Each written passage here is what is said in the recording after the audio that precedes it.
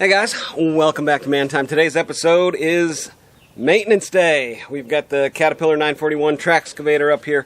I'm just going to go through, do some basic stuff, fill it up with fluids, check all of the hoses, belts, grease the entire machine, check the fluid levels in the rear differential, rear case, transmission, engine, and then fill it up with fluids if it needs it. So it's going to be alright, so that's going to be the episode today. Stick around. Welcome to Man Time. Oh yeah, grab a frosty beverage. This is good for a frosty beverage type of episode.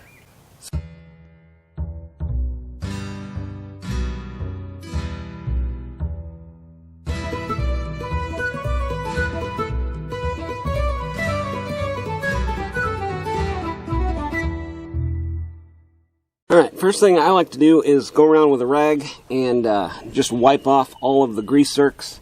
A lot of them had, a little dab of grease from the last time I greased it. And then since then, it's had dirt and stuff kind of everywhere. So, I gotta remember where the grease zerk is for this big cylinder here.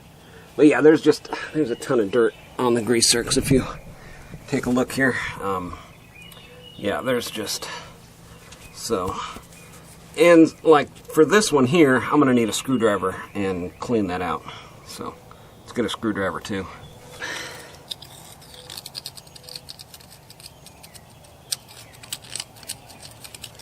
Yeah, I don't know about you, but there's something really pleasing about making sure your equipment is in tip-top running order.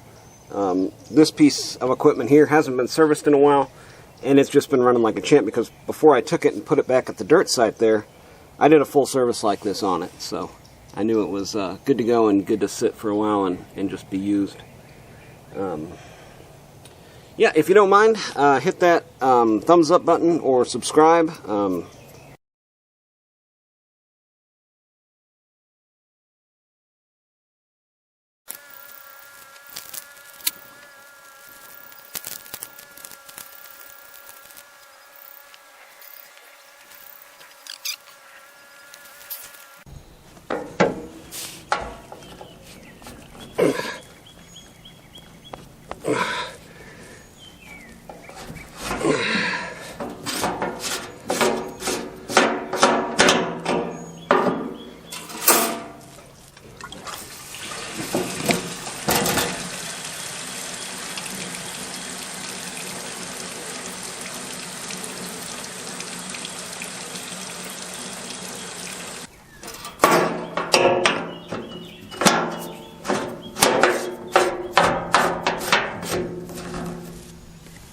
Here's looking in the engine bay. Let's just real quick go over some of the things that fail on this this machine, and let's start out with right here.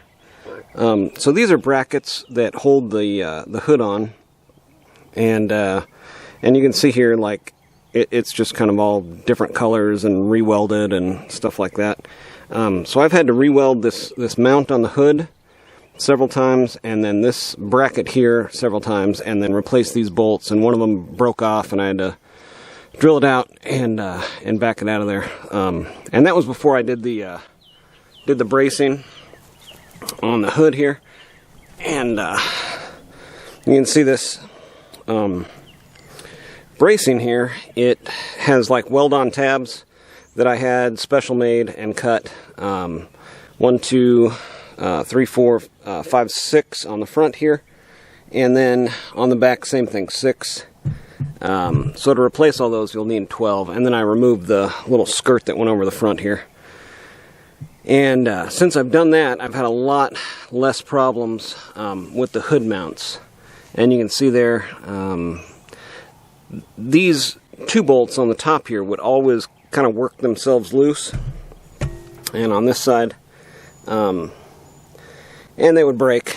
And but since I've done this, this is DOM, drawn over mandrel tubing, and it connects the front of the hard nose here directly to the frame right back here, and so the hood isn't playing such a critical role in maintaining the stability And then these side panels here, these bolts here would always kind of work themselves loose. So that's something to look out for with your machine here. And if you're looking to beef it up, that hard nose support, you can see back in there my little donuts that connect. They're actually vibration dampeners, little hockey pucks that connect the engine to the transmission there.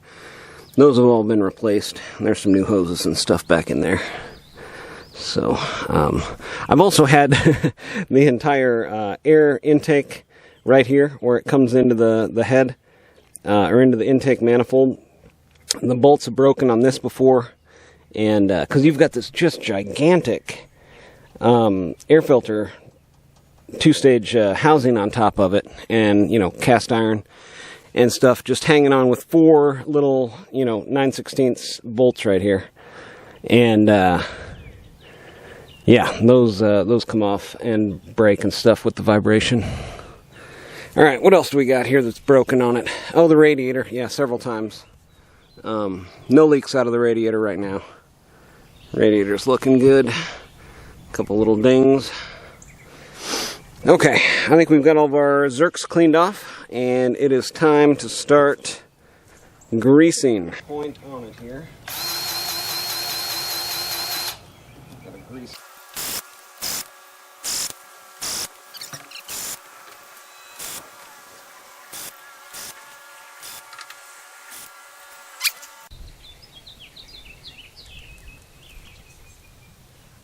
How does that not drive you?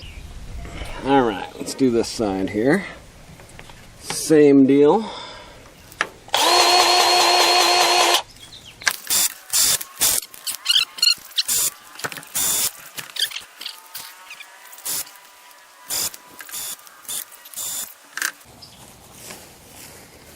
Alright, we got one not taking grease right here. Alright, for those of you not in the know, they've got something called a grease zerk cleanout tool. And it's something like this. This one is homemade. There's actually a video on my channel where I made this on the lathe. So it's basically a piston with O-ring fittings. And what you do is you take some sort of fluid. In this case, I usually use ATF, but I just bought a new .4 brake fluid. So we'll just use some, it's just whatever light oil kind of you got laying around. And then you suck it up into the piston. And then put it on whatever, let's see here if we can get you up here.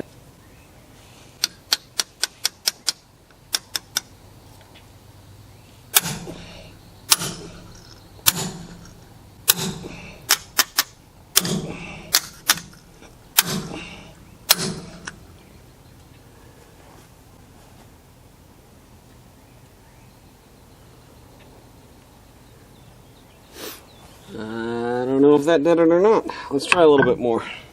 One other grease zerk we need to find is actually at the bottom of the main lift cylinders here. So let's clean up all this brake fluid and then try to find that one. No grease zerk. No grease zerk. So here's our main lift cylinder here, and it goes down way down there, and I don't see. Yeah, everything that I can see down here, I can see from underneath the vehicle. And then up here, you've just got, pretty tough to see there, but you've got hoses coming in and, connecting to the cylinder. And then on the outside here, the cylinder, let's see here. I guess there's an access panel right here. I think maybe behind there is where I'm going to find that grease zerk.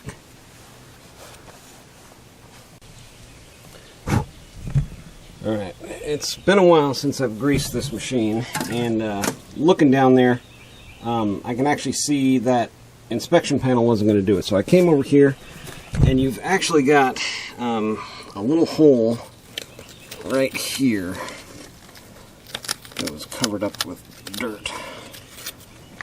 And I don't know. I don't feel a zerk in there. Maybe there's one on the inside somewhere that I'm overlooking. Alright, well, I got this one freed up, and it's taken grease now. That was a pain. Apparently the PB blaster and then the brake fluid injection, and then everything kind of working together freed it up there. One other thing you need to be checking is your belt tension. There's a spec in the manual for 1 inch, I think, of play from here to here, and that all looks good. You can adjust your alternator. I guess originally these had a generator, but it's a 24 volt system, so you need a, this one's been, I converted it to a 24 volt alternator. So that is all good there. The alternator hasn't backed out or loosened up. All right. Every man's worst nightmare here, right? See if we can hold this straight. All right, every man's worst nightmare. All right, so you've got your service intervals every 500 hours, every 1,000, every 2,000. But what we should be doing every time is checking the diesel crankcase oil, transmission oil level. Every one of these is checked with the engine running low idle warm. So bevel gear oil, hydraulic system control oil, even this one. Equipment lowered, engine running, low idle. Remove cap, check oil level, oil between half and full. Add as required. I didn't know that. I've been doing that wrong. Let's see here. Coolant level, yeah, naturally. But this one here, so this is what I was looking for. This is showing all of the grease zerks on the bucket system. But there's nothing for this main, so this is the main lift cylinder right here, and there's no like do it back here, do it from underneath, so there's no arrow back here. So I guess that is a non-greasable pin. I mean, I can't find a grease zerk. There's not a grease zerk in the manual. I don't know, tell me if I'm wrong. But there is one here that I haven't done in a while. This was the track roller frame outer bearings. I'm going to do that. Shows you how to check your battery charge rate. Undercharge, overcharge, no charge. So mine sits between the first and second hash there, so the alternator must still be working since I did that and changed it out with a alternator. And then everything else you need to do here as far as cleaning the pre-filter, I'm going to do that. Air cleaner, see, air cleaner service. This was actually a reusable filter. It shows that you can like wash it out. 2-stage, secondary element.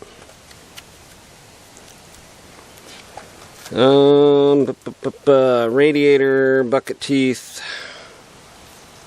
walk around inspection. See, I mean, it shows you everything you need to be looking for in the manual here.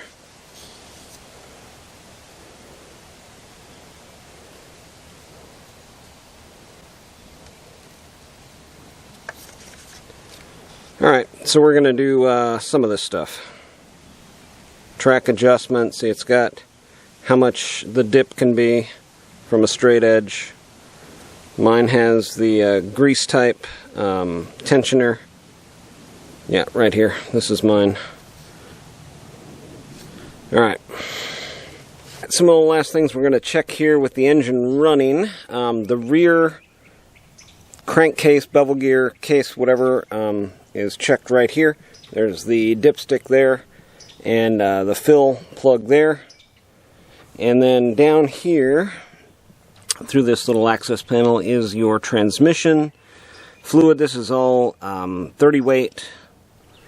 And then up here you've got your hydraulic tank on the side just to the right of where you're going to be sitting.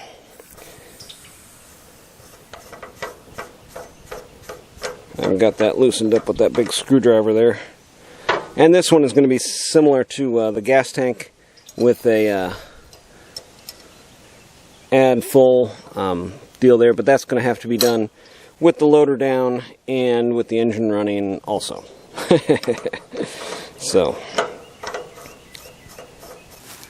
that was a fun little adventure in maintenance. I'm going to go ahead and start this up, top off all the fluids, and get it ready to go back into service. So if you have any questions down there in the comments, I'll be happy to answer them. If you've got some old equipment that you're working on and have some questions about it, I'm no problem answering those questions. So down there in the comments, and then if you would subscribe and like, that helps the channel out, helps me out, helps give me some motivation to keep making these videos, which I think are pretty cool, but not everybody agrees. So anyways, it's going to do it for today on Man Time, guys. Get out there, have you some man time too.